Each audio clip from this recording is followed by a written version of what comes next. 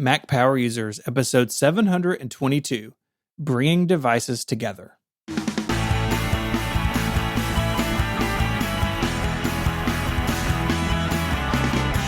Hello and welcome back to Mac Power Users. My name is Stephen Hackett. I'm joined as always by my friend and yours, Mr. David Sparks. Hey, Stephen.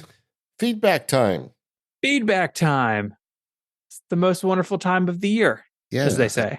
I really enjoy these shows. I mean, I like making Mac Power Users every week with you, but it's fun being able to kind of go into topics that don't deserve a whole show, but are still noteworthy.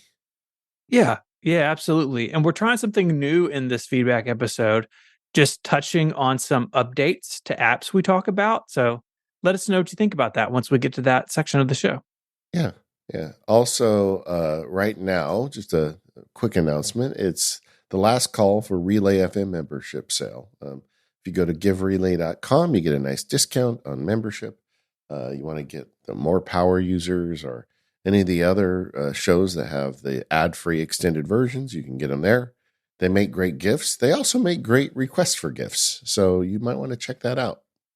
Yeah, absolutely. You can get it for yourself. You can, if you do a gift, you like plug in the person's email address and the date that they'll get the discounted plan. So it's really pretty cool. Memberful does a good job with their discounts. And thank you everyone who has taken the opportunity to sign up during the last month. The sale's gone super well, and we're so happy more people are checking this stuff out. On More Power Users today, I'm going to talk about email. The struggle is real and it continues. I'll just leave it at that. Wasn't that literally episode 1 of this podcast? Maybe. We have an episode archive now. Let's just scroll to the bottom. No, you don't need to do that. All about email. You mean I still haven't solved it? That's too bad. What about That's okay. All right, let's talk about feedback.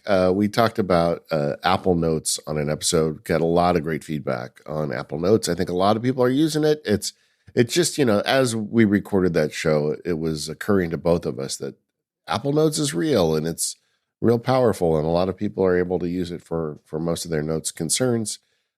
We talked on the show, you and I are in the neighborhood of 500 notes each, and neither of us use it into the thousands. Well, listener Dave does. He wrote me, he says, I have 11,000 Apple Notes and I haven't noticed any drag or hang up. And wow. That was impressive to me. In the days of yore, 11,000 Apple Notes would make your Mac catch on fire. But now that's not true. And I think that's good on Apple. I don't think I want to get to 11,000 to test this, but I'm going to take Dave at his word. I mean, how do you come up with I'm very impressed. Easily. I mean, like if you look at what I've got in Obsidian, it's in the thousands, I'm sure, So yeah, I guess so. If you use it often, like maybe you do project work and you create a new note for every project, or, who knows, but, or maybe you did that Evernote thing where you just had a massive archive of Evernote stuff and you just pulled it all over. I talked about that in that show, how I feel like that's not the way to leave Evernote, is to just, bring your hoarder data into whatever the new platform is. And I actually got some blowback on that. I had a couple people write me and say, no, this stuff is precious. I want to keep it all. And after careful thought and reconsideration, I still think you shouldn't. I just feel like Evernote, the problem with Evernote for a lot of people was you put so much stuff in there, you didn't read anything. And just, there be dragons if you start pulling that much data in. Be careful. Speaking of Evernote, did you see this thing where they are trialing a free plan that's limited to only 50 notes? No, I had not seen that, but I love it. It's not good. Poor Dave, our friend Dave with 11,000 notes would not fare well in that. No, you wouldn't. Well, I mean, let me just do the math really quick. If he could make 220 separate emails, then he could run it out of multiple accounts. That's the solution to get around for paying for Evernote. Yeah. Ever done that? Like you've got a free service and you're like, I'm not sure I like it. Or you go back and want to test it again. You got to like pull out one of your other emails to kick the tires again. Yeah. Yep. I've done that exact thing before. Yeah. we got a lot of feedback after the Apple Notes episode about Markdown. Now, we did a big in-depth episode of Markdown back on episode 548. So if you're not super familiar with it, I'd point you there, or to John Gruber's page on Daring Fireball about Markdown. But Notes doesn't support it, right? And it is something that I wish it did, but it's not a showstopper for me. So Markdown lets you basically effectively organize and format text just using plain text. So say in HTML, you want a bold, you have to like open tag B, close tag, and then go to the end, open tag / B, close tag. It makes all of that markup human readable. And so a bulleted list is just list with dashes next to it. Like, it's very simple. I write in it for 512 pixels. Our CMS at Relay, which is called Neon takes Markdown. Even in field notes, like I will write in Markdown with like the headers and stuff. Yeah. We're going to have, in a little while, we have some feedback from somebody who has a tool to kind of shoehorn Markdown into Apple Notes. I don't think it's something Apple would add, but I wouldn't mind it if it sort of slipped in the back door somewhere and we could use it. But I don't see it happening. I think it's too nerdy to be in a mainstream app like Notes. Yeah, I mean, I'd like to see them at it. Why not? I mean, they kind of made a step in that direction this last year with the latest update. They added a format called monostyled, Shift Command M, if you're using your keyboard in Notes. And people think it's like the block that they had before, but it's not. It's actually just plain text. And I talked about it on the show, but like if you have some snippets of code or some HTML bits that you want to just keep in it, I use it for if I go in Notes and I put like something that I want to use in the terminal, I put it in that monospaced font, and I can block and paste it out. So you do get plain text that way. I guess if you wanted to, you could write Markdown in that, or you could just write Markdown in their rich text format, because it doesn't auto format. I mean, I once read John Gruber, who is the architect of Markdown, saying that he doesn't use a Markdown editor. He just writes the Markdown text wherever he's at, and he's good. Mm-hmm. And that would work too. But yeah, I agree. It's not really a Markdown editor. And, getting kind of to the point of it, the idea of Markdown is to make timeless text, text that your great-great-grandchildren can read, because we all know that text file, I think, is going to be something that is readable generations from now, whereas the Notes format or Microsoft Word format or whatever may be lost to time. And so that's the idea. And, it doesn't really solve the problem to use Markdown when you're writing into a format that's not just plain text. So yeah, I get that. And I think that's a good reason to not use Notes if that's what you really need. Listener Mike wrote in with a question about attachments in Notes. So I'm gonna read his feedback.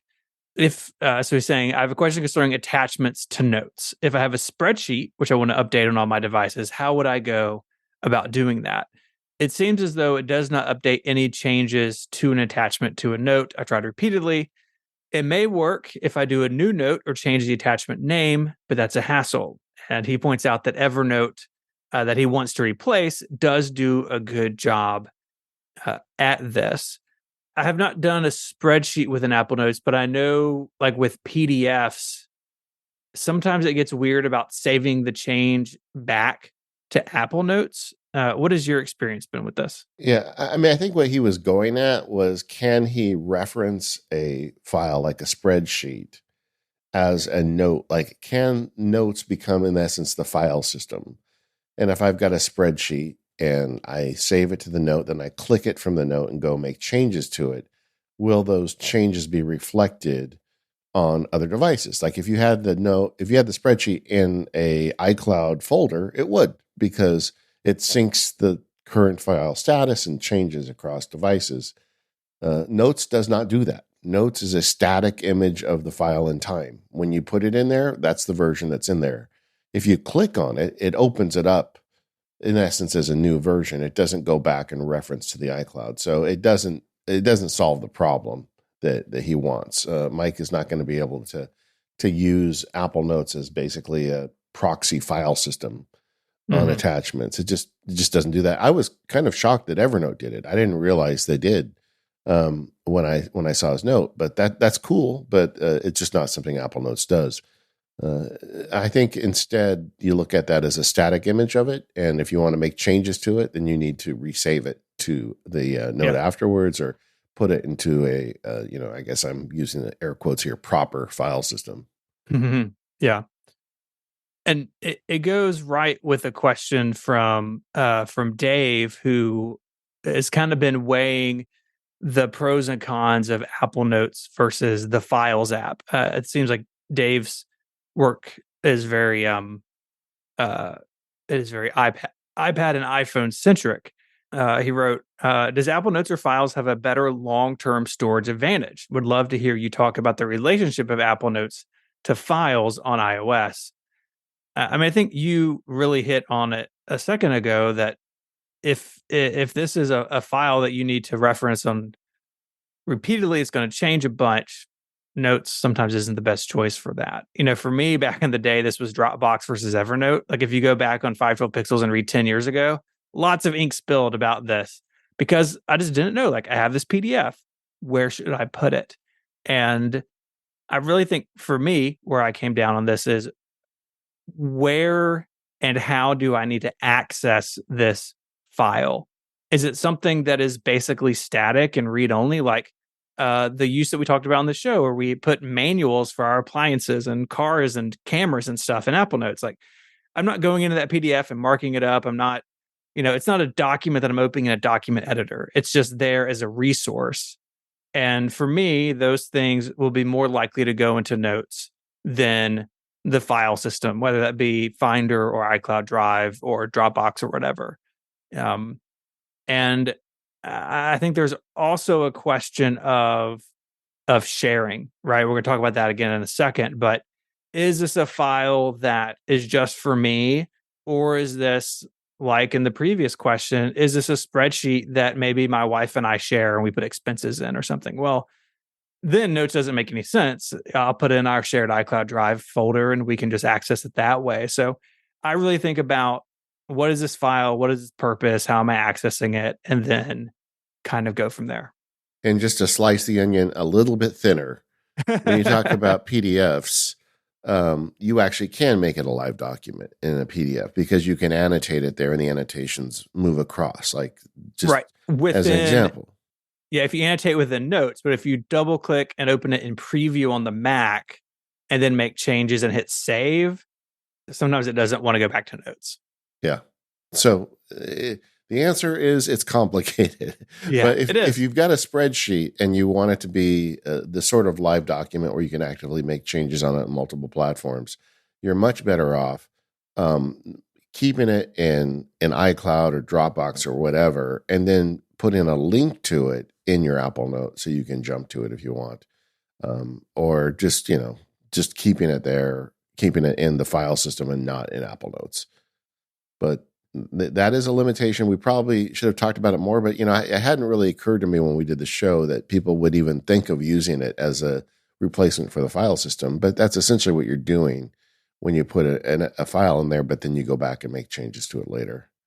I see the pull toward it because it is right. It is nice to I just have it all in this app, and Notes, of course, downloads everything in the background and for offline use on iOS and iPadOS. There are a lot of benefits to that.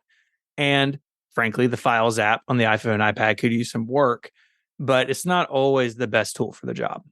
Yeah. And Dave has a focus on iOS, iPad, and iPhone. And we did hear from several people who are big Notes users because of that. Like, if you want a good Notes app that you use on your iPad a lot, I feel like Notes particularly stands out for people that spend a lot of time on the mobile platforms.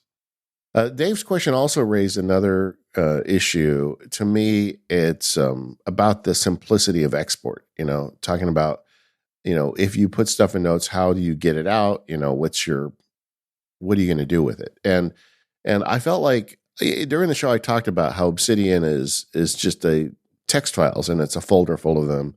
You can use it anywhere. You can access them. You can search them. There's a whole bunch of stuff you can do, whereas Notes has a more complex database, and it needs that because it's got all those attachments and rich text and everything else. But I just wanted to say that if I didn't say it clear enough on that show, I'm not really that worried about it. If your big hang up with Notes is it's going into this database, and I'm afraid I won't be able to get it later, it's not as portable as the Obsidian text files or some of these other solutions, but it is still at the same time very accessible. There are Notes exporters we talked about. Obsidian itself they re-engineered the whole Notes database system, so you can push one button and export everything out of Apple Notes and import it into Obsidian as plain text. And I just don't think Apple's gonna take their eye off the ball on this anytime soon. I think you're going to be just fine for most uses. This next one is wild. So this came from the MPU forums from listener Jake, and Jake linked to pronotes.app. And this is it's a Mac app, but it basically acts like a plugin for Apple Notes, which is not something Apple Notes offers. I tried to understand how this actually works, and it's hard to understand what they're get actually how doing. It works. I don't understand how it exists. I don't know. Yeah. It does not support Sonoma yet, so maybe that's part of your answer. Yeah. But this does a lot of things. I think the easy, it's very much of the moment, right? So it has, like, you highlight text, and you hit a button and you can ask ChatGPT to do things within your notes so it can summarize and improve your writing, translate, et cetera, et cetera. You can also have it bring up like a pop clip like bar over text to quickly change the formatting of it. And dun dun dun, supports Markdown. Yeah. This is wild. I could not bring myself to try this. Well, I'm on Sonoma, so it doesn't work. But even if I could, it's not something I think I would.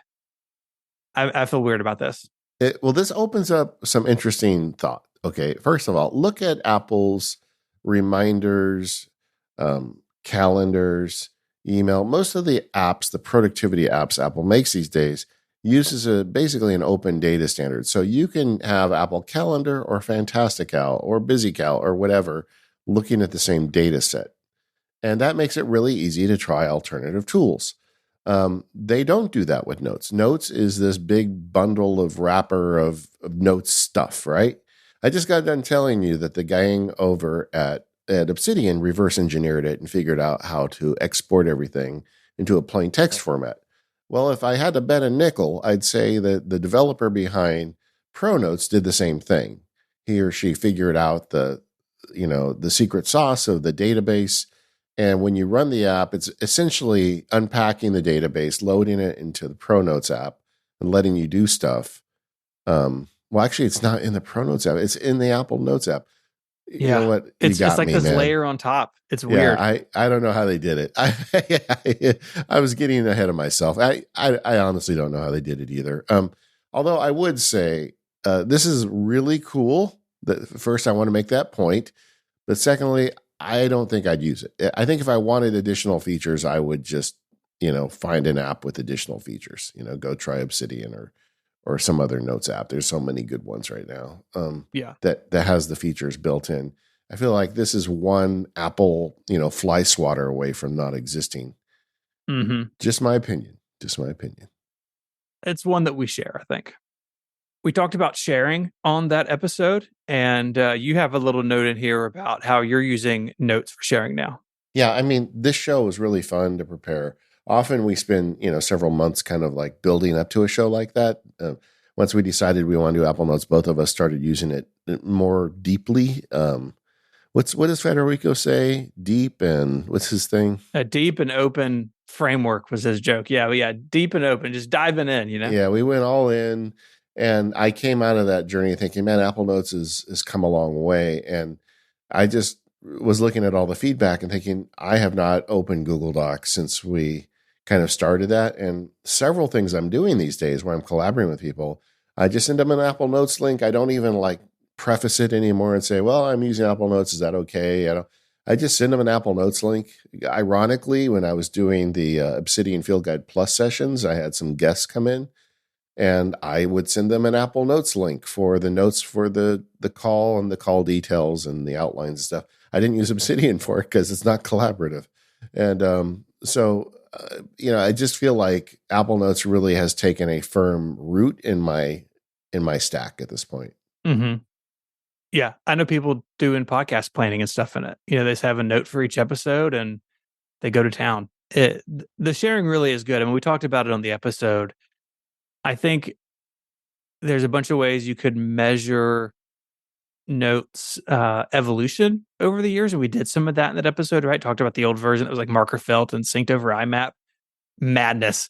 But the sharing overall has gotten really good, and you can see the history and invite multiple people in multiple ways. Apple's really clearly heads down on that, and I think that's good because I think they want that to be the case. I think they want you to be in a space where you just say, yeah, here's an Apple Note link, and people don't think twice about it, and they just do the work. I also got a funny email from John who said that he thinks we should have talked about the fact that Notes is the vehicle for social media apologies. It's true.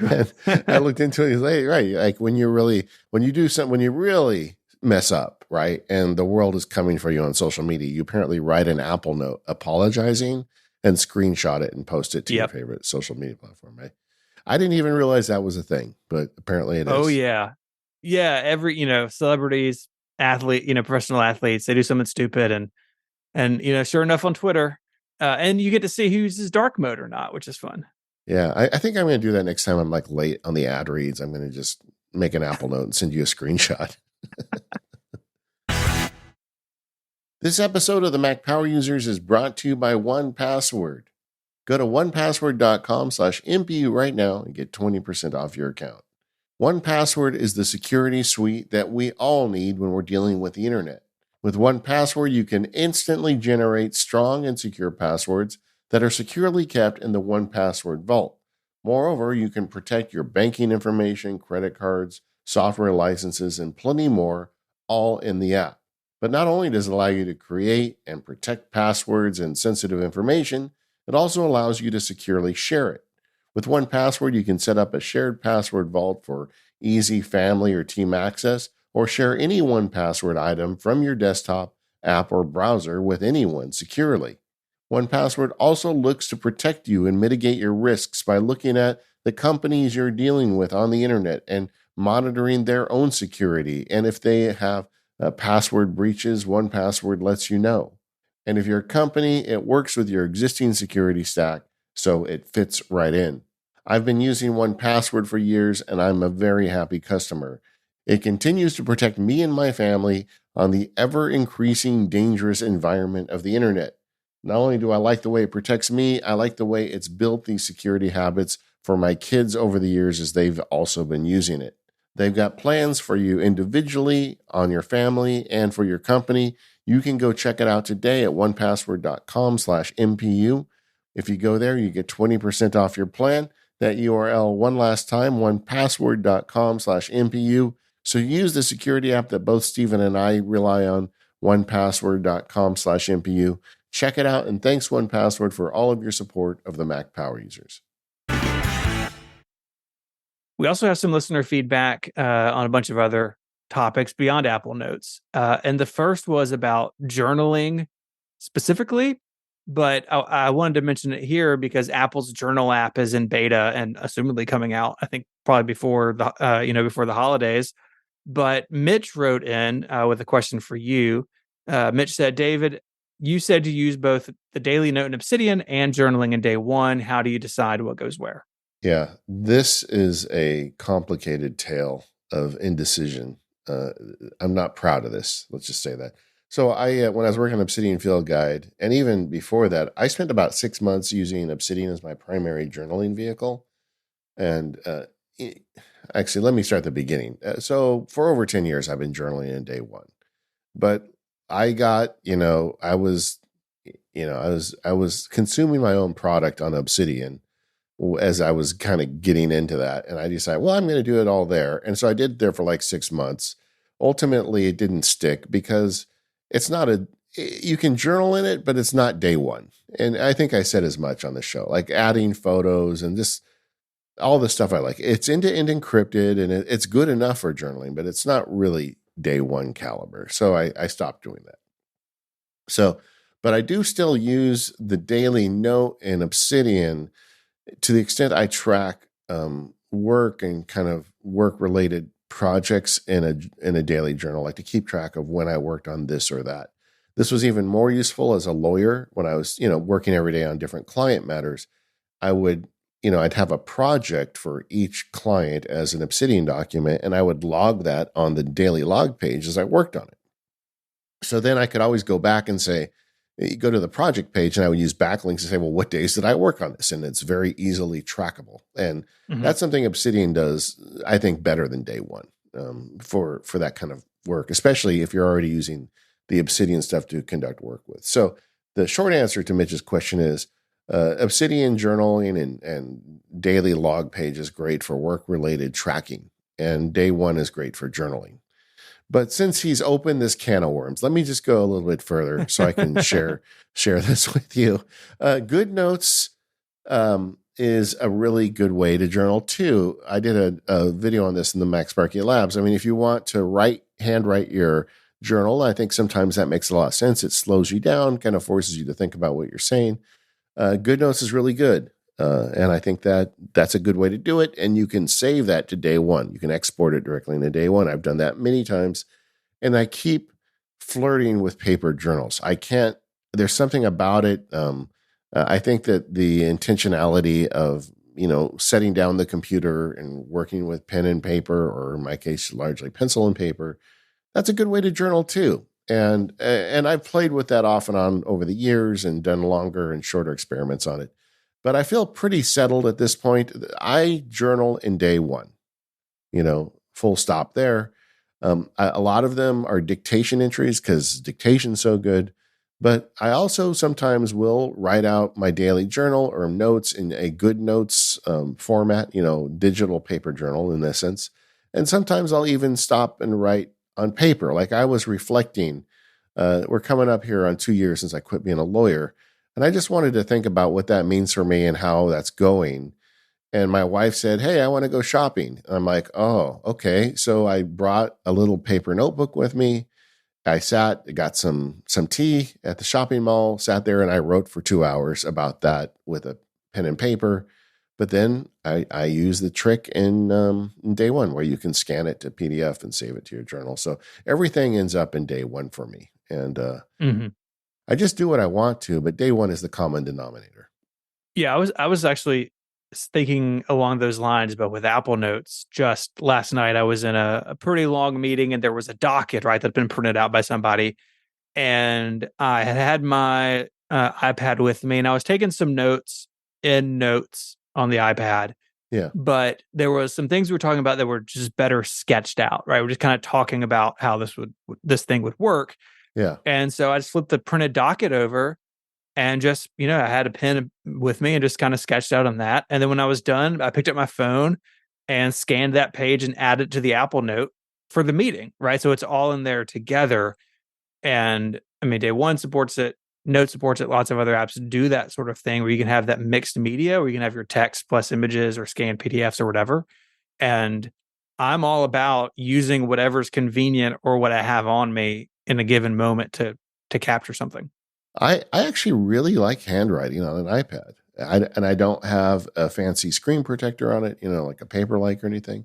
But and GoodNotes does a good job of it. And I enjoy that because they've got the ability to make it so you can write much larger and then it goes down small and then you save it in. I don't think we need to pick one. I guess that's my answer. You don't have to just do everything on paper or everything in a single app. And I guess another piece of this, I could talk about journaling for a whole episode, but one of the key things about journaling to me is you have to know what your motivation or your purpose is of journaling. Like if you're trying to make a journal to impress your grandchildren about how clever you were, that is one thing.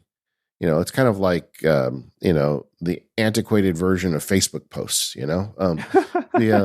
but if you're trying to make a journal and make yourself better, it requires honesty, and it doesn't really matter what format you're using it, because it just doesn't matter. I mean, you could journal on a yellow pad and then throw it down to shredder, because the benefit you got was in the process of writing the journal more than anything else. So I wouldn't get too hung up on it if your motivation is to make yourself better, because it's actually the process of journaling where you get the mission accomplished badge. We are going to hold our thoughts on Apple's journal app. It's not out yet. I mean, I feel like there's been a lot of kind of negative coverage of it yet. It's certainly not, unless they do a lot between now and the time it releases. It's not super deep, but I'm going to wait until they release it. But we'll cover it when it comes out. Yeah. There was a new version of iOS 17.2 out just like last week. I mean, they are still working on it. It's still very much in beta. Okay. Gift guide feedback. Yeah. I love it when people write me on things they want me to spend money on, because we do that to you all the time. So it's all the time. Yeah. It's was it turnabout is fair play? Something like that? Yeah. Well, Michael wrote in with a link to what may be the most attractive stainless steel mug I've ever seen. Yeah. Can I say that? Is that weird to say about a mug? No, it is one handsome mug. Love it. And you can get it in bright orange. I did not buy it because maybe your household is like this, David. Water bottles just show up in my house, right? Yeah, I know. I don't even know where they come from. Sometimes they come from events or fundraisers. Sometimes one of us just buys one. We recently had the purge, right? You get them all out, you put them on the counter. Everyone comes in and says, pick your 2 favorites, and the rest we're going to give away. So we just did that. And so I can't bring a new mug into the house right now, or a new water bottle or anything. It'd be bad news.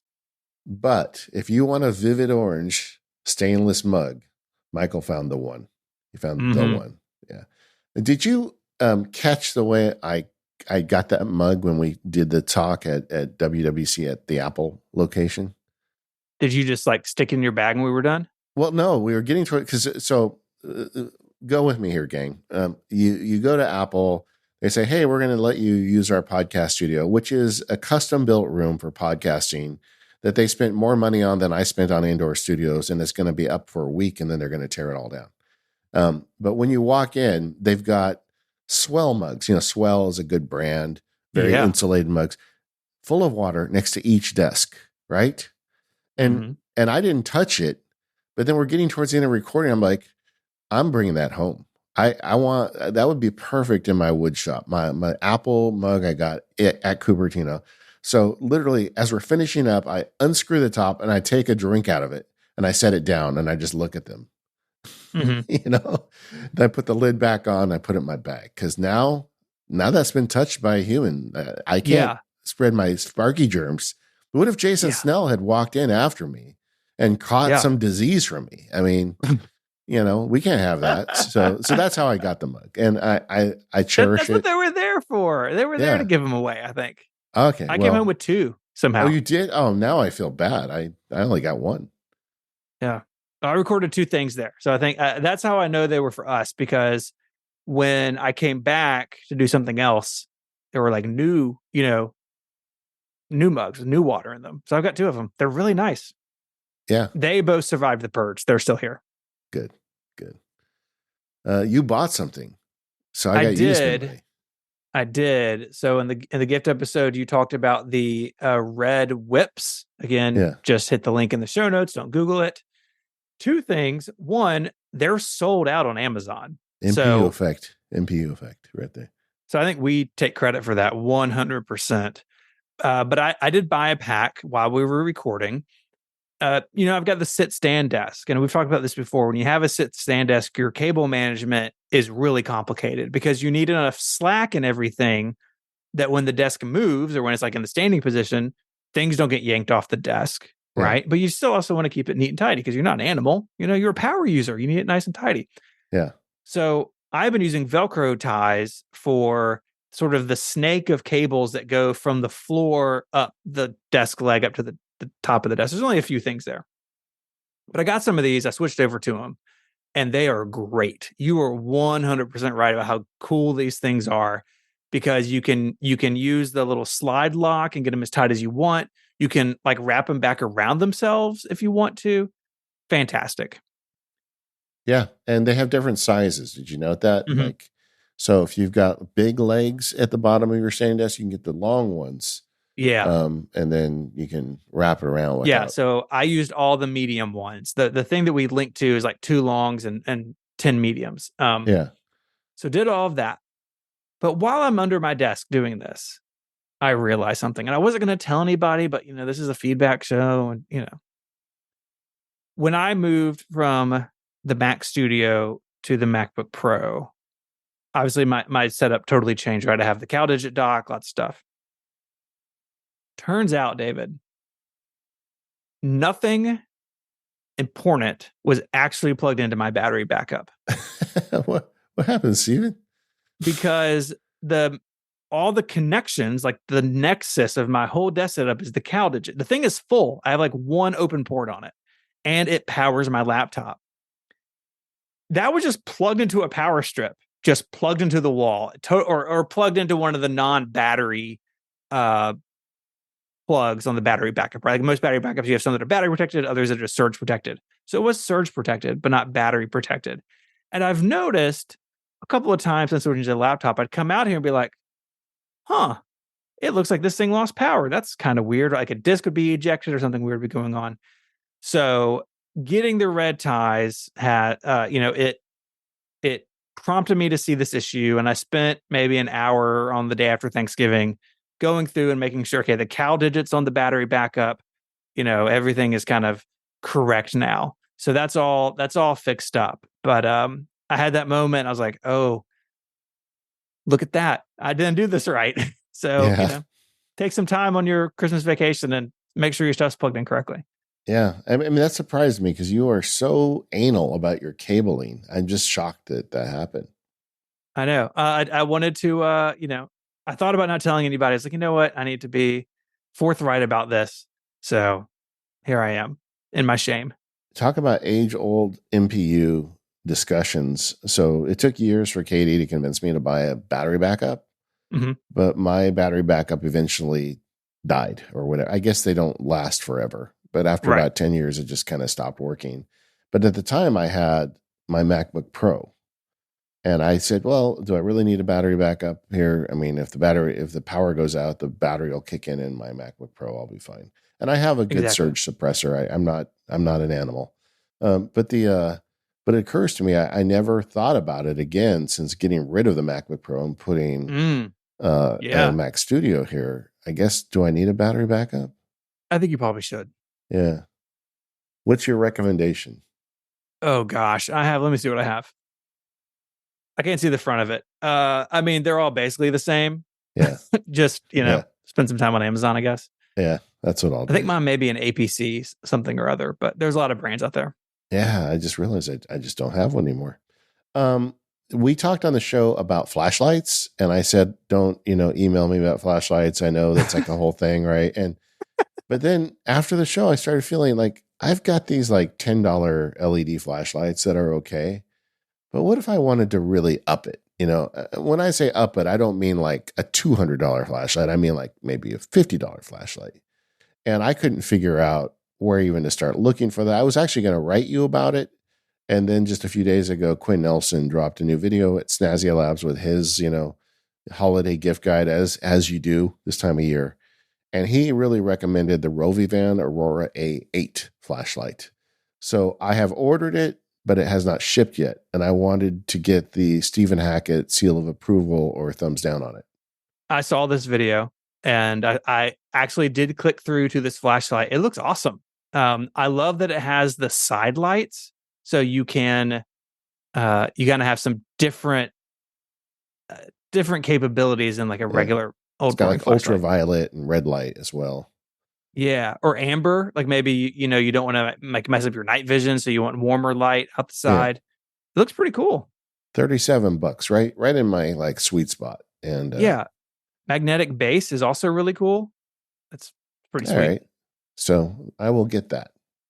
Good I've heard job. from a lot of other people with fun gift ideas, and it is funny how we do those shows, and I feel like we're giving people ideas to ask gifts for more than we're giving them to buy them for their like significant others. I mean, I am like pretty sure Michael is not buying the vivid orange mug for his significant other, right? I mean, I'm Maybe not here he to is. judge, but yeah, probably not. But I will say that my wife is getting nothing but Red Whip cables this year. I feel like that's what she really needs in her life. Just gonna clip that and send it to her. Okay. I want to talk a little bit about name drop. I don't think this has come up on the forums, but I got some email directly about it. And this is one of those things, sometimes your non-technical relatives will text you about, hey, I saw this in the news about Apple. It's Yeah. like, what do you want me to do about this? Right. Like, Yeah, no. I think some of my family members think I work for Apple or my Some of job them is think like, I'm the actual CEO of Apple. It's like it's yeah, I my mean, fault if something doesn't work. right. Or it's your job to defend them, which is not our job to defend them. Yeah. Anyways, it kind of reached a fever pitch in my life. There's like this story going around, including from like police departments, that you should turn off name drop. So this is a new feature in iOS 17 where if you and I meet in a coffee shop for a meeting and we're going to share each other's contact information, we touch the ends of our phones and they go and we can share our contact information, right? It's very Star Trek, like futuristic kind of thing. It's pretty cool. But the story going around is saying, hey, don't turn this on because you could have your contact information stolen, right? Someone comes up to you in a store and taps your phone and suddenly they have your phone number and email address, right? Like you're in a nightclub and everybody walks home with your cell phone number. Right. No one wants that. I agree. But what those stories don't include, and this is what I told my relative, is that you can totally turn it off. And I told them how. So you go into settings, go into AirDrop, and the feature is called bringing devices together, which, like, can I just say, what a stupid name for a feature. Bring devices together. What does that even mean? Like, anyways. Yeah. Sometimes Apple gets in their own way. But you can go in there and turn it off. And if it makes you uncomfortable to have it on, or if you're like so many other people I've talked to concerning name drop, if you carry a work phone and a personal phone, say you carry them together, like on your, like in a holster or in your bag, they're just name dropping. They're trying to start a name drop thing all the time, even if they're signed into the same Apple ID. Like this feature is not smart enough to know, oh, this person owns both these phones. They probably know their own contact information, right?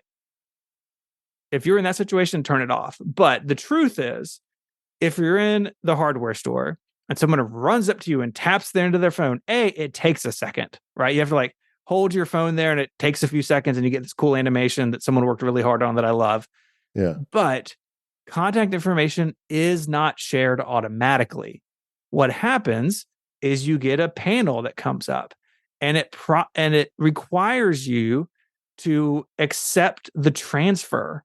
So not only is it not automatic, you have to manually approve it. And while an accidental exchange could occur, your phone would have to be unlocked and the person would have to accept the sharing prompt to get your contact information. And let me tell you, if someone has your phone and it's unlocked, name drop is the least of your concerns at that moment, right? Yeah. They got your phone. And so you don't have to be afraid that someone's going to like take your information or you're going to send it accidentally, right? It requires authentication, but if it does make you uncomfortable, you can turn it off. But this isn't like the sort of like the hurricane of fear that it's kind of built up to be. And yeah, when my relative reached out to me, I was like, okay, we got to talk about this somewhere because it means it's kind of reached the everyday. At some point, it breaks person into the mainstream and takes on a life of its own. The question I have, because that there is a problem if you've got like a work and a personal phone and it constantly touching each other.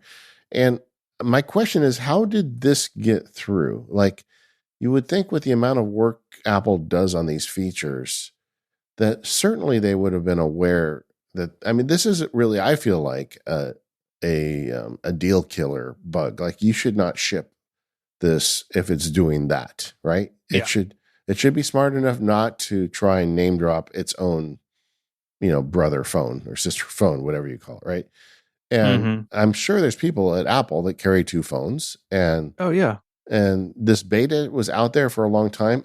I think part of it's just surprising to me that this didn't surface earlier in the process and cause them to either fix it or delay it.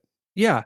Or just have a check in there, oh, this is the same Apple ID, or this person has the same name, like just some sort of, or if you can't do that, have a thing that when this happens, there's a little thing on the screen that says, ignore this phone in the future. Right? That's all it would take. Well, I mean, I just feel like if I was at Apple, I would want to kind of post game this and find out how that didn't get caught, because Me too. I'm sure it'll get fixed and this won't be there forever, or maybe it will, but hopefully not. But but I'd love to know how that shipped. Yeah. Because it seems to me like this is not a unique bug, right? I mean, lots of people have jobs where they carry separate phones. And I don't know, I'm just kind of surprised that shipped. This episode of Mac Power Users is brought to you by Masterclass. When you learn something new, it feels good. Whether it's something about managing your time more effectively or taking big swings in business to smaller things that you can use every day, Masterclass makes a meaningful gift this season for you and anyone on your list, because both of you can learn from the best to become your best, from leadership to effective communication to cooking. So whether you're watching Masterclass on your TV, listening in audio mode, in the app, or on their website, the quality speaks for itself. The Masterclass instructors are there to help you reach your next level, and it's a lot more cost-effective than paying for one-on-one classes from the world's best. With a Masterclass annual membership, you're paying only $10 a month. That means membership starts at $120 a year for unlimited access to one-on-one classes with all 180 plus Masterclass instructors. So you can learn how to negotiate a raise, manage your relationships, and everything in between. There are over 180 classes to choose from, with new classes added every month. The examples I listed a second ago are from a class by Bob Iger, the guy running Disney. It's a really useful course talking about business, anticipating what consumers want, and of course, littered with real life examples that we are all aware of because we all follow this guy's company. You too can boost your confidence and find practical takeaways you can apply to your life and at work. And if you're a business or a team leader, why not use Masterclass to empower and create future-ready employees and leaders? This holiday season, give one annual membership and get one for free at masterclass.com/MacPower. Right now, you can get two memberships for the price of one at masterclass.com. That's MASTER class, CLASS.com/MacPower. The link is in the show notes. Offer terms apply. Our thanks to Masterclass for their support of the show and Relay FM. So, Stephen, last time we did one of these feedback shows, you gave me a little present and agreed to leave the land of Google for my sake, maybe, or maybe because you just wanted to play with it. I'm not sure. We have moved Mac Power Users into Notion. And as of this episode, this is the second episode we've recorded using Notion as the primary driver. We use Google Docs. Well, I mean, I think Katie and I guess to go way back, we used Omni Outliner at the beginning. And then we moved to Google Docs pretty soon after Google Docs became a thing. Hang on. What? How did you share? Did you just have like in a Dropbox? Well, we did all the work beforehand. And we had I called it the sock on the doorknob theory, where we put a little flag on the file. If it was green, then you could open it. If it was red, you could not. And wow. But this was before Google Docs. And Mac Power Users has been around a while, and I know. So it seemed to work at the time, and it was not nearly as good as Google Docs, which was fully interactive and now as Notion is. And so just for people listening, we have a thorough outline for every show we make, and we don't follow it as a script so much as guideposts when Sparky goes off the rails to pull him back. But we moved Notion into it, and Notion has been great. We did the show with Kurash, And so we had a third-party guest in, and he was able to work with it just fine. We're doing this show right now. It's interesting because in Google Docs, when Stephen moves around, Stephen Gang has a habit of moving his mouse and cursor around the document while he's thinking in terms of topics. And you see it highlight, like it's very clever. But in the new version with Notion, it's his face. So I can see what line he's on with his little face. And I think it's adorable. It's just adorable. But either way, so I see this is the digression thing. So we switched over to Notion, and we have been running it. And I think, can I say that we're just a Notion-based podcast at this point? I think I can. Yeah, I think it's been really successful. I mean, you can talk about some of the challenges we've had, but something that I do all the time on this show, on my other shows, is I will be doing something else and something comes to mind about, oh, we should talk about this. It's like when the name drop thing happened, right? Yeah. Like Thanksgiving dinner. Pulled my phone out. It's like, I want to put this on the feedback episode of MPU. And I just opened the Notion app, tapped MPU feedback, it all loaded instantly, and I could put it in. And Google Docs on iOS and iPadOS is super slow for that really fast interaction. You got to like wait for it to sync, and maybe you open the document and the changes aren't there yet. So you go back out and go back in. And that little thing just made me so happy. And there's still some work to do, but overall, I feel like this is working. I feel like we're collaborating the way we want to. We have guests come in. Jim, our editor, has access to it. Carrie, the chief advertising officer at Relay FM, she's got access to what she needs access to. I feel like it's going pretty well. Yeah. So the structure of it, what we've done is we've set up several databases, one for episodes, one for sponsor reads, and then we also have databases for more power users topics and running feedback, show assets. We've got all the things we need to run the show all in one location. We've never had that before. We had a variety of Google documents and spreadsheets, and we had stuff that was like Pages documents, and we had it kind of spread out. And one of the nice things about this is we're able to combine everything we need to run Mac Power Users into one space in Notion, which is pretty good. I really have become quite adept at Notion in the last 6 months because we decided to move the MacSparky stuff over there. And MacSparky is complicated. There's a newsletter production line, blog posts, lab stuff, field guides. So there's these different kind of business lines. I mean, I use that very air quote, business lines. It's a little one-man right. business. But we've got different workflows for different things. And I wanted to collaborate largely with JF Brissett, who helps me do so much stuff. So we put it together, and we've kind of got it refined over the time. But Mac Power Users presented different problems. One of the things we wanted to do was we have a Google spreadsheet of all our shows. We say we're going to do a feedback show in 8 weeks, and we put it on the calendar, and there it is. Or we have a guest that we book. A lot of times we book our guests months in advance. So we've got a day reserved for that guest, and we do that.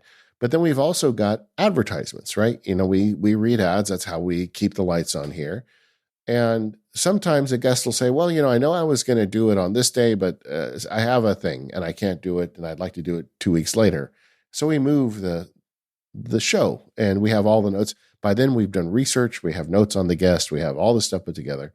But if you put the ads in there and you move it 2 weeks, and that screws it up because the ads are set on a set schedule, and the people pay us say, we want you to, talk about, whatever product we've got on this day. And so the fact that the guest moves doesn't mean the ad moves. So we spent some time working on that, and we have a database of all our shows, and we have a separate database of ads. But with Notion, you can relate them to each other, and we kind of got that nailed down. And the other thing we were able to do is because it's got the Kanban views built into the database view, we are able to multi-purpose our show planning. Like it used to be, we had one document that had ideas for shows and another document that showed a database of planned shows. But now we put all that into one, and just based on the status tag, if we say this is an idea, it shows up in one place. And if it's a show in progress, it shows up in a different place.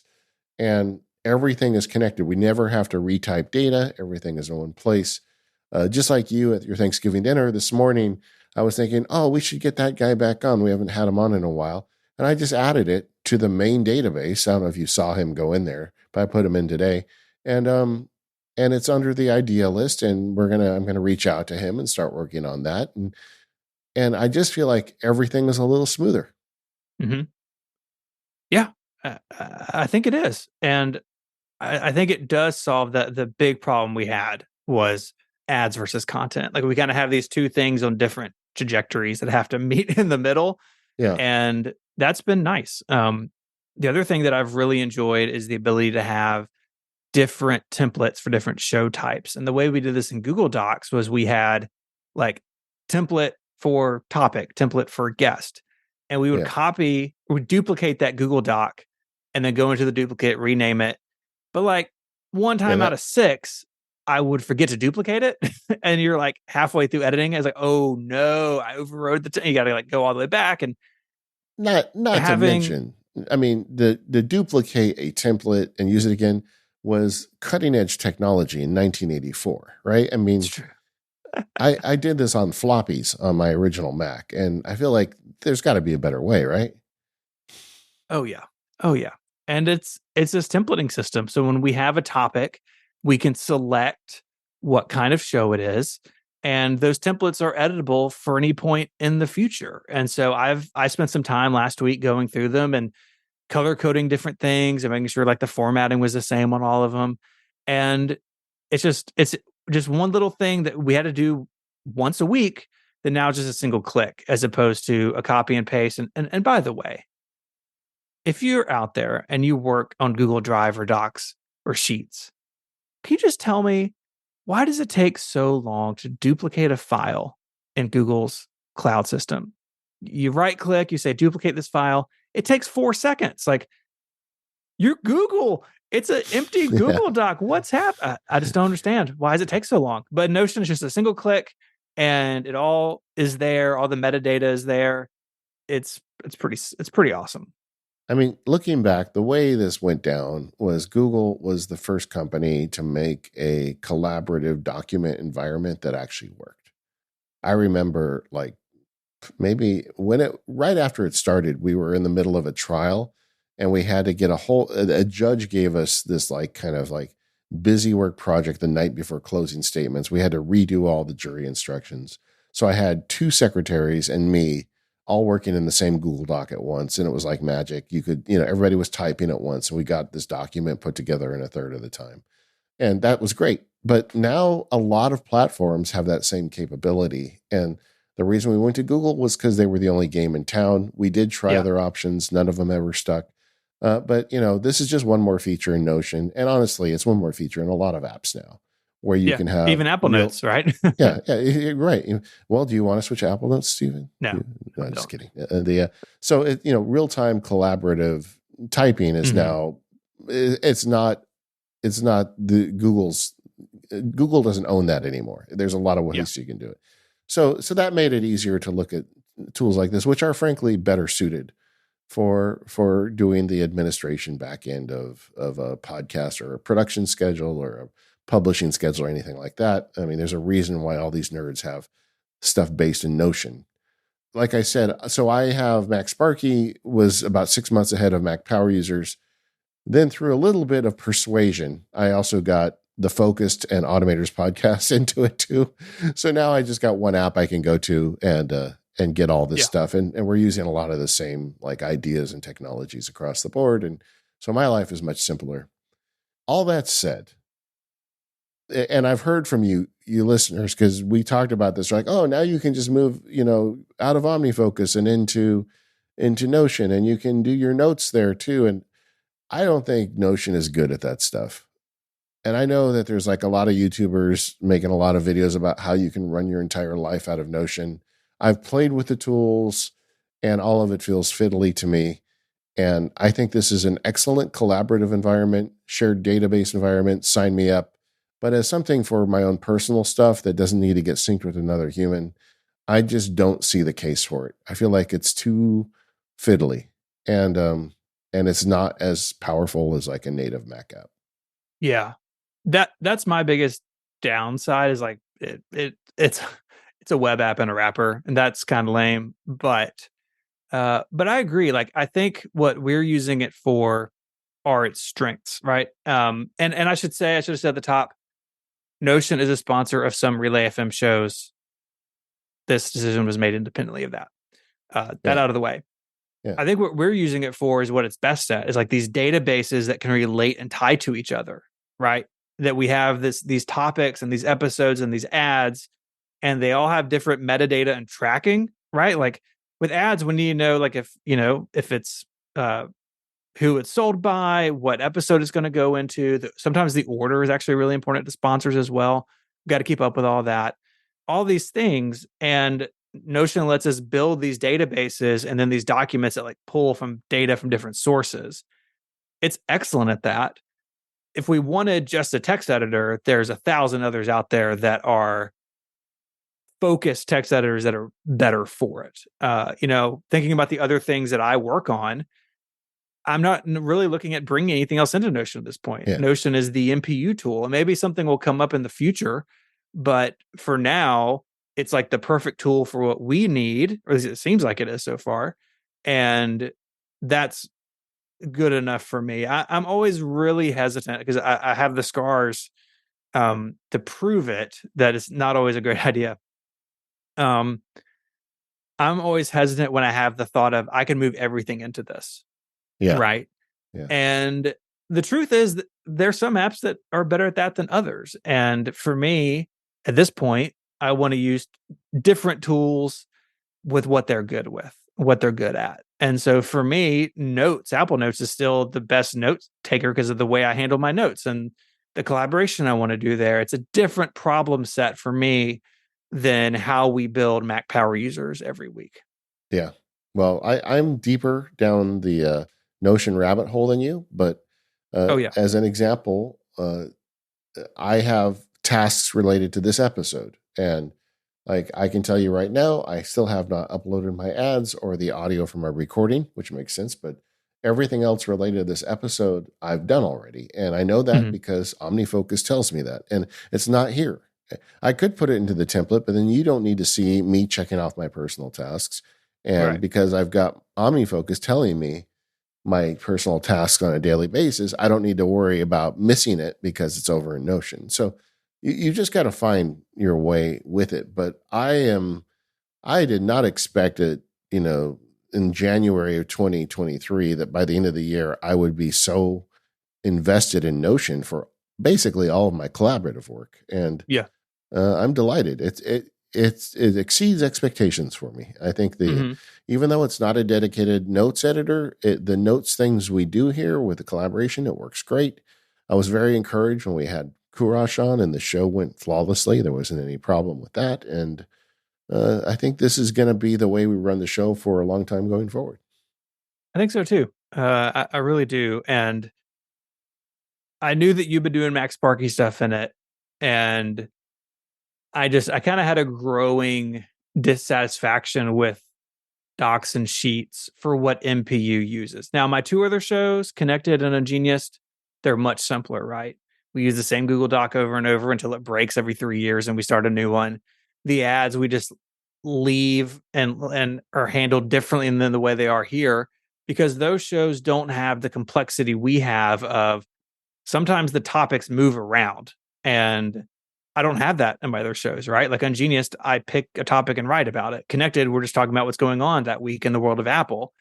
And so I don't have the complexity on those other shows as I do here, but I just kind of continue to feel this friction with the old system.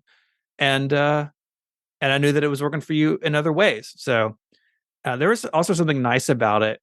It's not quite your contextual computing idea, but it's not far. It's like a neighbor idea. Yeah. That for me, when it's time to work on MPU, I open Notion. And if Notion is open, I'm working on MPU, right? There's something to that I have found, in the last month or so to be very compelling and very interesting. Whereas before, and with my other shows, it's just a group of Safari tabs, and that's fine, and like that has its place.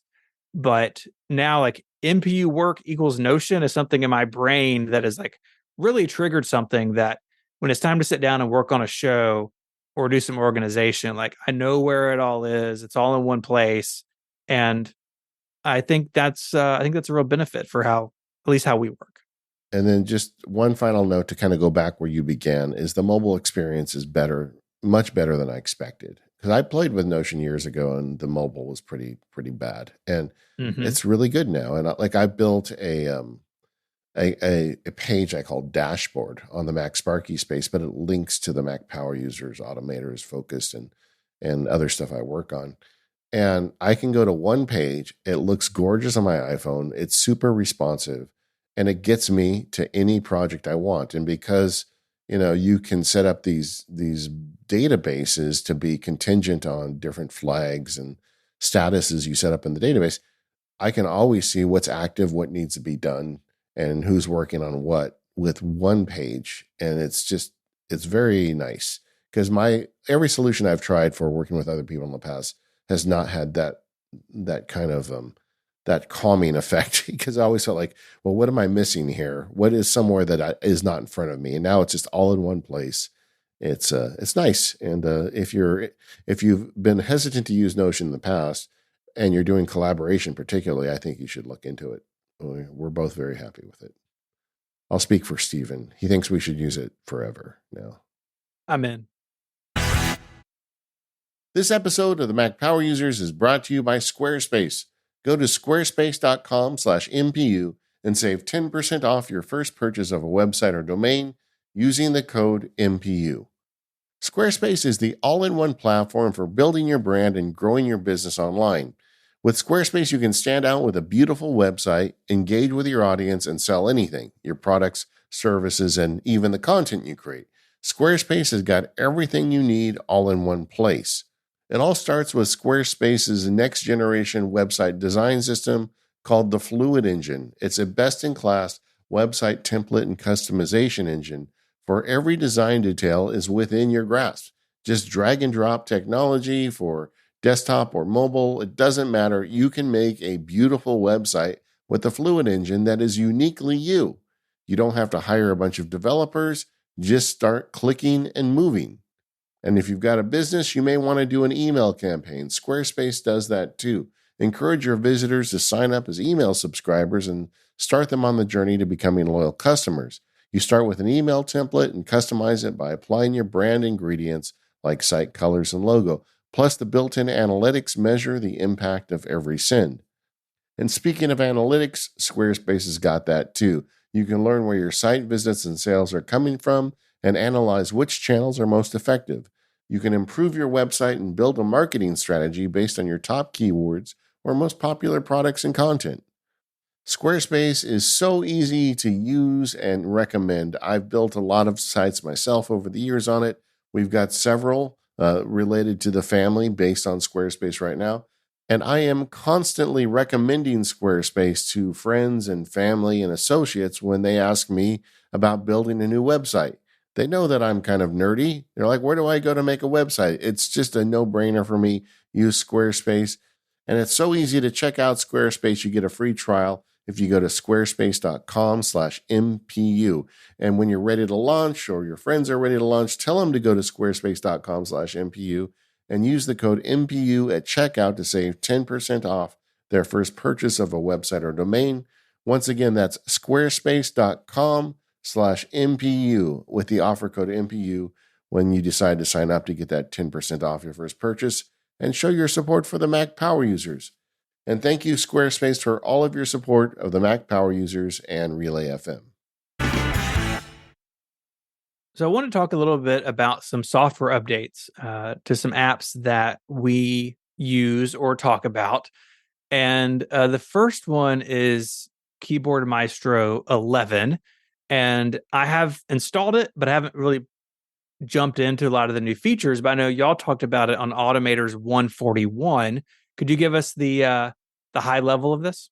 Yeah, I mean, we did a whole episode on it. So if you really want to go deep, I'd recommend checking that episode out. But Peter, Keyboard Maestro is basically as a single developer, and he follows kind of the historical app development model where people ask him for extra features and he builds them up and eventually releases an update and charges you a little money for it. And it seems to work really well for Keyboard Maestro. And the thing about Keyboard Maestro, I'm definitely biased. I made a whole field guide on the product because I love it so much, but it's been around a long time.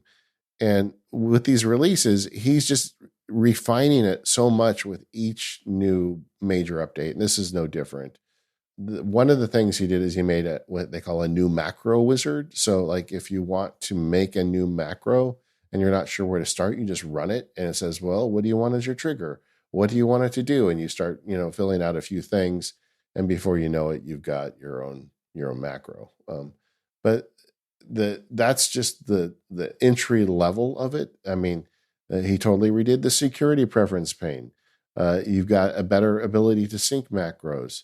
He's got a command line tool, so you can run Keyboard Maestros from macros from the command line. Because you know what, somebody must have asked him to do that, so he went ahead and added it to it. Mm-hmm. New action triggers. Apple's got great text recognition now. We've talked about it since WWDC. They've got an engine that developers can tap into. He's plugged that into Keyboard Maestro, so you can get the full power of Apple's text recognition engine built into your Keyboard Maestro macros. It's got you build little apps in it if you want with dialog boxes. He's got better tools for that. It goes on and on. I mean, if you look at, we'll link in the What's New page, and there's, I don't know, maybe 100 or 200 different updates that he's put in. One of the things I like is the calendar event and contact creation. I've said publicly, I think that Shortcuts does better job of that than Keyboard Maestro, just because, it's Apple. And of course they made a thing to make a new calendar event as part of Shortcuts. Well, now they've got that stuff in Keyboard Maestro. So you can really pick your platform when you're building automation like this. The find image and click mouse with found image stuff is amazing. Like if you want to make an automation that finds an image on the screen and then clicks it for you, then that's better now. Like one of the examples I've used of this in the past is Grammarly. When I go to their website to make a new document, if you have to click a button that shows up dynamically on the screen, it's not in the same place every time. Mm-hmm. So I just have Keyboard Maestro look for that button and click it, and it works. And that's like the great shortcut of Keyboard Maestro, because so much of the Mac is scriptable or you can automate it, but you do hit those things is like, there's no way to tell it to click this button, and Keyboard Maestro's like, I got you. I can find it. I love that feature. I have a friend. Let's just say I have a friend who has a job where they monitor his computer. Fun. And when he gets to the end of the day and he's finished his work, even though he's done with his work, he has to sit there and move the mouse around. So they know that he's been there the full 8 hours. This is not somebody who's goofing off. This is somebody who's being punished for finishing his work early. And I told him, he has a Mac. He does his work on a Mac. I said, come over to my house. I'm going to help you. And I'm going to set up a Keyboard Maestro script for him to move his mouse around for him. So when he gets done with his work, he can push a button. I said, do they monitor what software you install? He says, no, it's my computer. I'm like, let me help you out with that.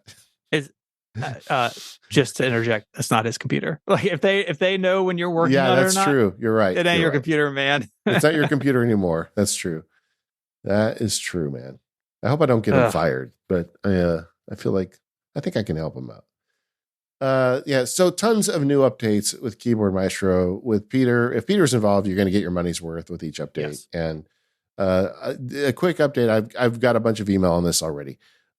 Keyboard Maestro Field Guide came out with version 10. Actually, it came out with version 9. And then they immediately released 10 and now 11. So I'm making a series of free update videos for the Field Guide. So if you have the Keyboard Maestro Field Guide, you're going to get an email from me at some point saying it's there, hooray, go get it. And I'm going to make a series of videos showing off the new features. I'm not going to do that until after the new year because I'm in the middle of another project right now that I need to finish. But shortly, I will have a free update to the Keyboard Master Field Guide. No need to email me. I got you. It's coming. You're always good about that, though. I mean, I try to. You let people know what's going on. Yeah, I try to. I haven't been as good on the updates since I quit being a lawyer as I'd like to. We did a construction project, blah, blah, blah. Things happened. But now I'm getting to a point where I can really put the pedal down on a bunch of updates after the new year. So I'm looking forward to that. I can't believe it's been 2 years. It'll be 2 years on January 1st. I know. It's like you just did I am so happy. I don't even know what to say. I'm so happy. Thank you, everybody. Thank you. Mm-hmm. This all started for me with Mac Power users. And and I really, really appreciate it. Yes. I will echo that. It's been amazing to see you spend the last 2 years build your content business the way you want to. It's super exciting. I want to talk about Retro Batch 2 from Gus Mueller over at shapeof.com is his blog and his site, but Gus makes Acorn, which is this really cool photo editor for the Mac. The software name or the development company name is Flying Meat. Yeah. But Retro Batch 2 is a batch image processor. So if you have a lot of images you need to treat the same way, Retro Batch is like the best way to do it, and has this really cool UI similar to what's in Audio Hijack and some other tools where you kind of like put in blocks, and the blocks are like the actual flow for the jobs that will happen. And I don't know when Retro Batch came out. It was several years ago. And when you just have a big stack of images from like a photo shoot or from a holiday or something, and maybe you're going to keep the originals in your photos library, but some others you're going to like send out to people, or you need to like size them all the same way, or you want to treat them all the same way. Retro Batch is like the best way to do it. And version 2 is out. There's regular and there's pro. And there you can go on the website and see some of the differences. It's like color profiles, JavaScript scripting with Retro Batch Pro. You can also get in the App Store, although some of the features are missing because of sandboxing. But one of the things that Gus has added is super resolution ML scaling, as this is something that Pixelmator Pro has had for quite a while. But you can take an image and you can go in there and it'll use machine learning to make it larger. And this is great if you have like an old photograph you want to use as your wallpaper on your studio display. And it's like, oh, I can see the pixels. It's so chunky. Or if you just have an image that you need bigger to print it or something like that. It's not perfect, right? It's adding information that's not there, like, fine print, but it's pretty cool. And this is now built into Retro Batch, so you can have that along the chain of things that are happening to your photos. And there's also much better support for the iCloud photo library system. Apple, over the last couple of years, has changed some of the ways that developers can interact with those photos, and now Retro Batch 2 is fully on like the new APIs, the new way Apple wants us to do that, and wants developers to do this. But it means it's way more powerful. So you can like export or even download full resolution images from iCloud. If you'd say you just have the thumbnail on your system, it can go out to iCloud, download the full resolution one, and then have commands on that. And then you can export them to Finder. You can save them back to Photos. Lots of really cool things. I will admit this is an app that a lot of people don't need, but if you work with a lot of photos or images, it is a lifesaver and well worth. I think it's like $20. It's $40 for the pro version. Super, super worth it. Yeah, I don't think you'll regret any purchase from Flying Meat. Like, no. Gus brings a degree of polish to his software, and it's always priced it's value pricing. Like what you get for what you pay for Flying Meat software, it really exceeds the value. Yeah, agreed. Totally agree. And Gus is one of those people, he's been writing Mac software forever, and like he makes good Mac apps. Yeah. Bartender 5. That's another big update we've had. Bartender hard to believe it's version 5. I remember when it was a brand new app, but it's the app that you get to update your menu bar. And over the years, Apple has, played with the menu bar. They stuck a big notch in there on the laptops, and Bartender continues to evolve and find ways to be unique. To me, this is the biggest update it's ever had. I just feel like a lot of the stress points I had with Bartender have been solved with this new update. The thing that I like the best is grouping. So I have different things I do. Like I use my Mac under Fire, and you would think with a Pro Display XDR, I just put everything up there, but No, I don't have do a lot that. of I have a lot of menu bar apps, right? And so I just want to see the ones that I use, and so I have what I call the working set, but I also screencast a lot, and when I screencast, everybody doesn't need to see what my currently running timer is and what my next appointment is and all that stuff that I have up there in my working group. And so it was not easy up until Bartender 5, but now it's really easy. You just change it to the podcasting group, and then it's a very minimal set. Or, if you're doing photo editing, maybe you've got a different set. You can make, custom sets of menu bar apps depending on the context of what you're doing. And that's really powerful. But he's also added a whole bunch of like UI stuff. Like, how the Pro Display has rounded corners, and the very top of the display itself, though, is a sharp corner. So like the screen has a sharp corner, but the outside of the display has a rounded corner. There's a button in there I can throw, so the screen matches it's the same radius as a display. It's just like a little thing, but it makes me happy, right? And then there's some really wacky ones where you can have it separate the app menu bar and the regular, the utility menu bar, and in the middle there's nothing. I mean, he's gone Take hog that wild. notch. Yeah, exactly, right? I turned that on and it felt like, I don't know, I felt like I was in like an old Windows computer or something. It just felt wrong. I immediately turned it back on. Oh yeah, Never turned it off yet. Same. But just all kinds of little like UI stuff you can do with it, and you can go nuts, whatever you want to do with it, go for it. But to me, the value of the purchase really comes in the multiple sets of menu bar apps and the ability to quickly switch between them. Yep.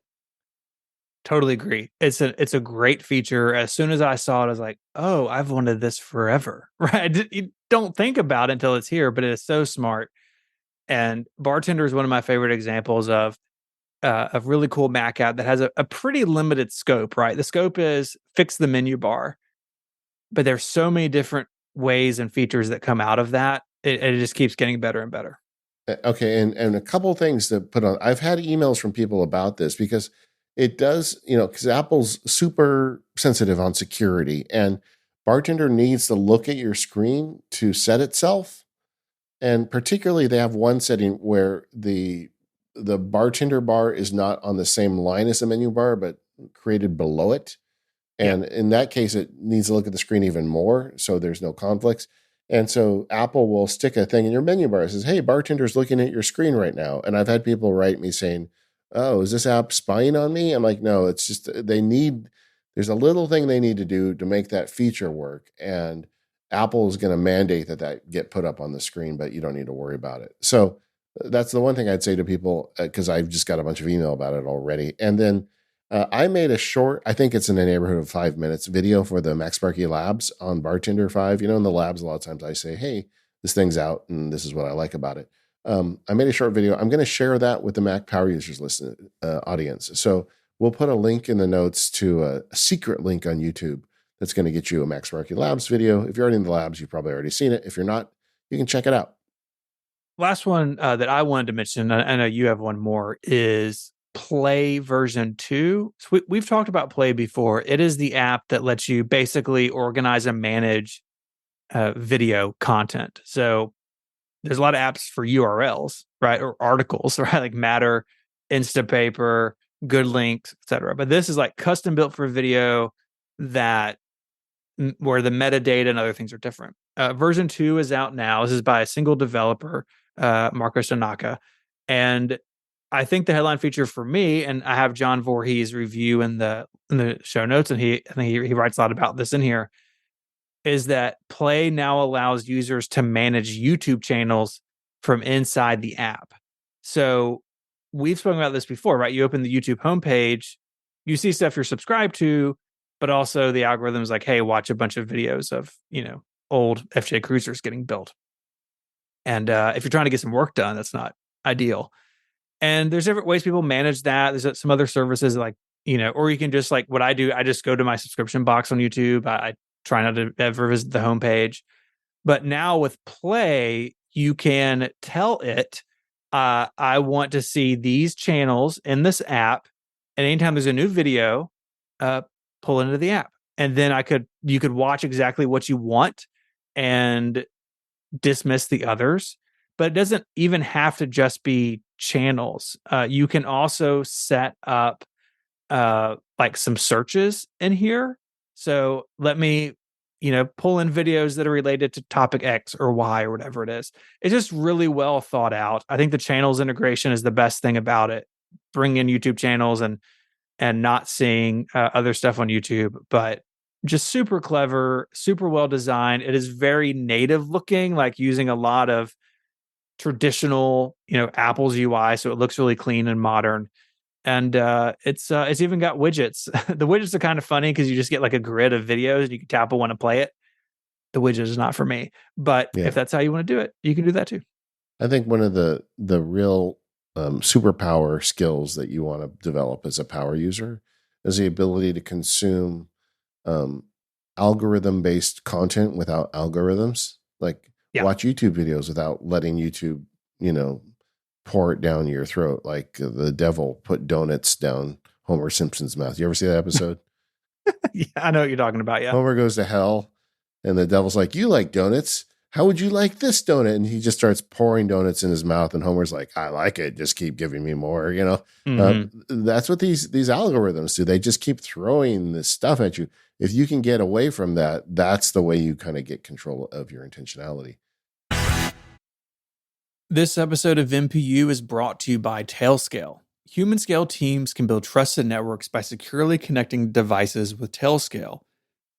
With Tailscale, you can connect your home assistant to check on your place while away. You can also stream movies, shows, and music anywhere from your network-attached storage box using Plex or Jellyfin. Plus, you can access a Pi-hole from anywhere and secure your connection when on Wi-Fi that you don't totally trust. And you can now sign into Tailscale using your Apple ID. So if you prefer your credentials managed by Apple and iCloud, this option is for you. Just sign into Tailscale with your Apple ID on a Mac or iPhone using Touch ID or Face ID for super fast sign-in. Plus, you can use a passkey to authenticate your Tailscale account, a new feature you may remember seeing at WWDC. Once connected, you can use TailDrop to move files between a MacBook, iPhone, iPad, Linux VMs, Docker containers, Steam Deck, and even Windows. And if you're looking to share your work more widely, Tailscale Funnel makes it easier than ever to share your local development over the internet for collaboration, testing, and experimentation. With Tailscale Funnel, you can receive a webhook from GitHub, share a local service with your coworker, or even host a personal blog or status page on your own computer. Funnel is a secure way to expose your development environment at a stable URL over the internet, complete with auto-provisioned TLS certificates. Use it from the command line or the new VS Code extension. With just a few keystrokes, you can securely expose a local port to the internet right from your IDE. Tailscale has clients for macOS and iOS, as well as Windows, Linux, and Android. Their free plan includes 3 users and 100 devices. Head to tailscale.com/MPU to build your team's trusted network today. The link is in the show notes, but it's tailscale.com/MPU. And if you're interested in working at Tailscale, they're currently hiring a macOS engineer. You can check out their careers page for more details. Our thanks to Tailscale for their support of the show. All right, Steven, let's talk about some stuff we're playing with. All right. I want to hear more about the prompter from Elgato. We mentioned this on the gift guide. Pre-orders are now back to March. I think I'm in like the January timeframe for mine. But you've been using it in production now for I think several weeks. Give us an update. How's that thing going? Yeah, so Elgato, as they do, made a product to kind of solve problems for small and medium-sized creators like us. But this one, I think, spills over. For anybody who does a lot of Zoom calls, this is something you may want to take a look at. So it's a teleprompter. And if you're not familiar with teleprompter technology, it involves a screen laying flat and then a piece of reflective glass at 45 degrees. And you put the prompter in front of your camera lens. So then you're looking at the reflected screen that the camera lens can shoot through. And that's how you look like you're looking at the screen. That's how, fancy politicians and CEOs give sincere speeches when they're reading it, from the prompter. So I have looked at these before. I've never bought one because I just never thought they were worth the trouble, and they seem complicated. You had to get special software. One of the things that has to happen is that you have to inverse the screen because it's being reflected off a piece of glass, And if you just stick like an iPad up there, some special software will do it, but it doesn't work with all apps. And it just seemed like it was more trouble than it was worth. So then Elgato says, no, we have a thing for you. We built the screen in for you. And it's priced very competitively. It's $280, but that includes the screen. And they've got a bunch of different mounting systems. So you can mount the prompter itself on a mounting pole and then put the camera on the prompter. You can hang the prompter off the end of your lens. It's got adapters for that. If you've got a webcam, if you've got a full frame lens camera, they've got solutions for most of the ways you want to shoot video near your computer, and this thing just pops on, and the software handles it all, like Elgato stuff. I'm really in the bag for Elgato because they just seem to always knock it out of the park when they make something, and this is no different. One of the things I like about it is it runs off a single cable. You connect it to your Mac, and it gets power and data through one USB-C cable, which is really cool. If you've got other Elgato bits in your life, like a Stream Deck, you can control the prompter with the Stream Deck very easily. And it does what it says on the tin. You put text on there, you can read it and read the text just like you're looking straight into the camera lens when you're reading the text. But they also have the ability to run, it shows up in your Mac as a second display.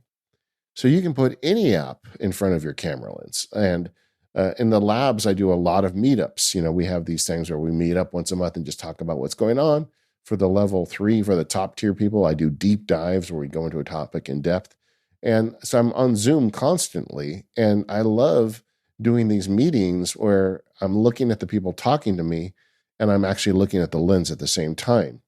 And I'm sure everybody listening has had that experience of talking to someone on Zoom, and it looks like they're looking off to the side. And what they're actually looking at is they're looking at you on the screen, but your lens just isn't, at that location. Mm-hmm. So while they're paying attention to you, it looks like they're not paying attention to you. And this solves that problem.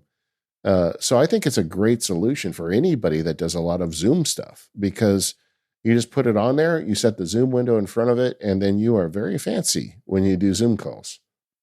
Yeah, I'm super excited to get mine for Zoom calls, even just for recording some stuff. I think I said it on the gift guide, but like, dang, Elgato knows what they're doing. Yeah. Well, it's funny because you sent me the link to it when I woke up one day. You're like, hey, this looks interesting. And I'm like, oh, Elgato made it. It's probably great. I'll just order it, and I always feel, because they're good about returns too. So I'm like, well, I can return it if I hate it. But it's great. I have one criticism though. It's shooting through the glass. And if I put something very bright on it, and the place I've seen this is if I do a Zoom call and I open up the participants window, which always has a white background, even if the thing is dark, that reflects a little bit through to the lens. So it almost looks a little milky. The image of you looks a little milky because the light on the glass is interfering with what the lens sees beyond the glass. Does that make sense? Yeah, it does. And I don't know if this is common with teleprompters. I've not, this is my first real teleprompter, but I think because everything is integrated, that it's probably more common on this device. The solution with me in Zoom calls is I detach the participants window and I put that on my main screen, and that keeps the screen in front of the lens dark, and then it's fine again. There's also, you can get apps that like draw a dark shade over the window to like make it darker. There's a couple things you can do about it. You have to kind of work around it. But if you're going to put like a white background screen up on the teleprompter, it's going to affect the image quality. Mm-hmm. So that's a thing I don't love. And I was I watched the reviews and I didn't see really anybody talking about that. But it's a thing for sure. I've like had people confirm it with me on the other side of the call. But it's not that big of a deal to get around either if you're aware of it. And it kind of makes sense if you're putting a bright white light against a piece of glass and then shooting a lens through it, you're going to probably have a little bleed. Yeah. Yeah. But overall, I mean, I think it's a great price because a lot of these teleprompters are in the $200 range without a screen. Yeah. And this one has the screen involved, and the software makes it really a no-brainer. And the way the software works is you can say, make this a teleprompter mode, and you can throw a script at it. One of the tricks to that is to make the text narrow so your eyes don't track left and right in front of the lens. Yes. It does that for you, You can put it on, if you've got a Stream Deck Plus, you can put the speed on a dial, so you can spin the dial on the plus and have it feed the text in response to turning the dial. You like that? Oh man, that is really cool. Do you need to order a Stream Deck Plus now, Stephen? Maybe get out. Yeah. And it just, Elgato does a really good job of this stuff.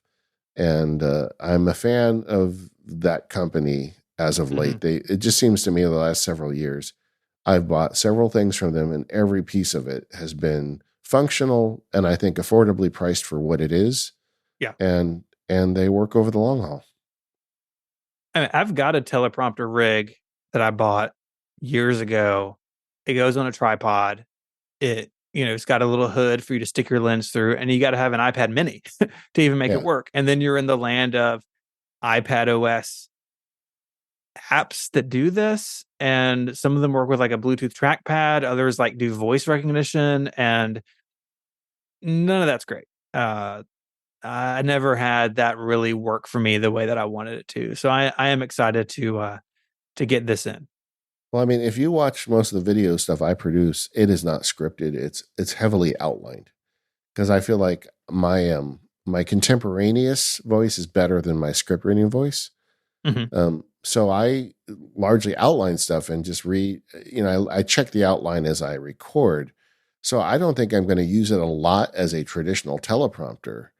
But to me, the value of this really is in I put the outline into the teleprompter as I look at the camera, or the whole thing with Zoom calls and being able to make eye contact with the people who are paying me, to be in the labs. I want that to be the best possible experience for them. And I feel like this was a no-brainer for me.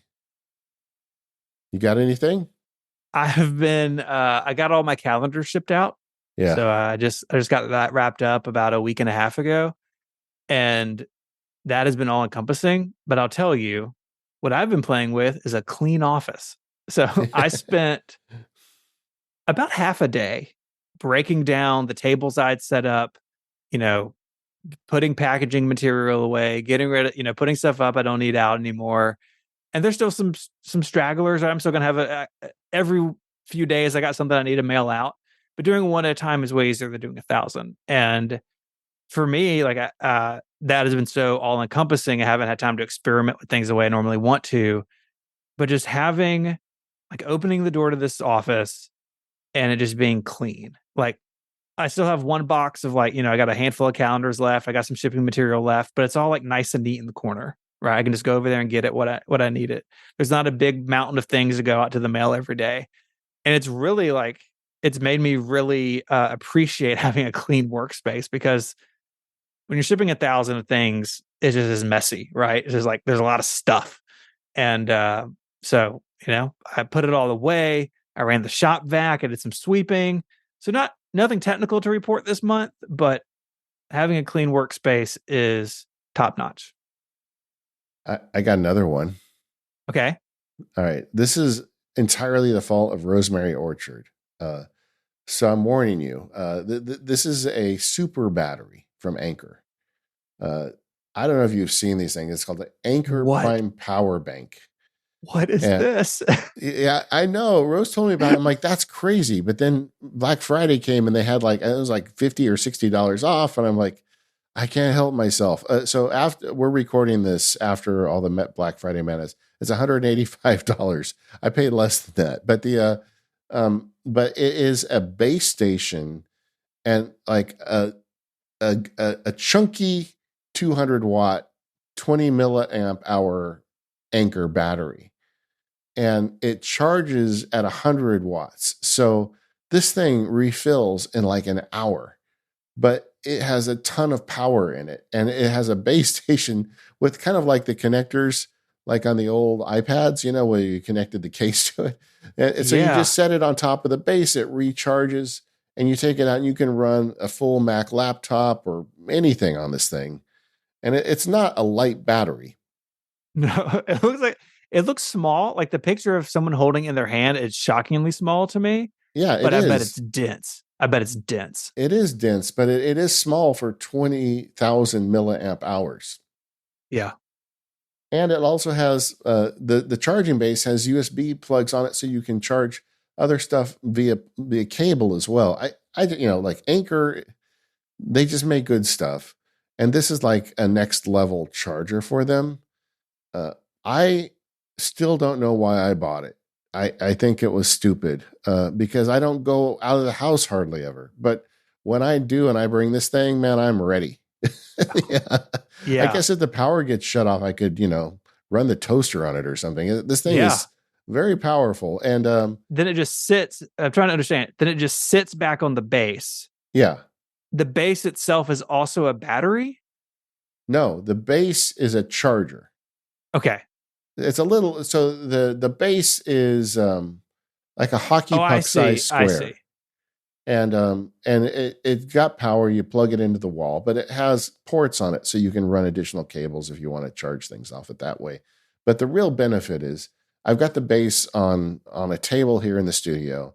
I can set the thing on there. It charges very quickly. I pull it off as I'm heading out the door. I've got tons of battery. Like when we do like family trips and stuff like that, I can bring this thing with me and charge everybody as much as we need. And then when I get home, I just stick it back on the base and it refills itself. And then I can stick it in a drawer till I leave again. I'm going to keep it next to my go bag. And this is like my definitive battery. But the charging mechanism is very clever. You don't have to, you know, fiddle with USB-C. You just set it on the base and it charges very quickly. I was shocked because when I got it, it's a 20,000 milliamp, 200 watt battery. When I got it out of the box, it had like a 15% charge on it. So I put it on the base thinking it was going to be like all night or something. And it was, and it has got a little display on it too, by the way. Which is cool. The display says, hey, I'll be fully charged in 48 minutes. I'm like, what? How is this happening? Well, it's charging at 100 watts. So of course it's going to charge fast. And the base has some USB ports on it. So the base is always there. Then you could like have a little cable hanging off the back of the base too. Exactly. And so that's what I did. And that's kind of a charging station now. So I can charge my AirPods and, you know, my, we have security cameras that occasionally need charging. So all that's going to happen right off that base. And also when I need to refill the big battery, I'm going to do it. I didn't own a 20,000 milliamp battery. All my batteries are pretty small. I gave my big one to a family friend that was traveling overseas and really needed a big battery.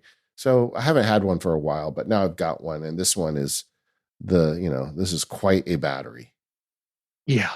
But it's expensive. It makes it $185. I don't remember what I paid for it, but they had a nice sale at Black Friday. So I maybe put it in camel if you're interested. My Anker stuff goes on sale often. So I'm sure you can beat that price.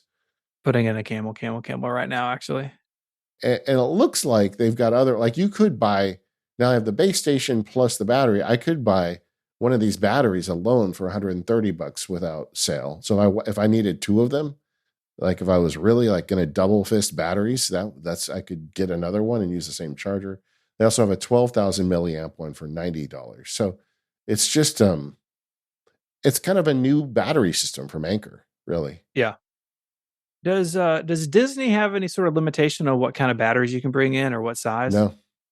I mean, they run the steamship on a steam engine. And if that thing blew up, it'd take half a Disneyland. They shouldn't complain about batteries. Like, sir, this is too many milliamps. Yeah.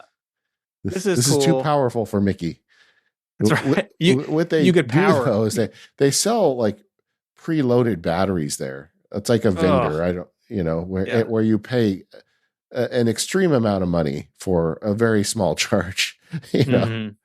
And then, like at one point, Daisy and I were taking pictures of people. We called them the Walwarts of Disneyland. Like we would just go wherever there's like an exposed plug at Disneyland. There's somebody sitting on the floor next to it, waiting for their phone to charge. And it's just so sad to me. You spend like $100 to be in there, and you're like, my favorites are the guys in the bathroom. Stinky men's room. It doesn't matter where you go. Men are slobs.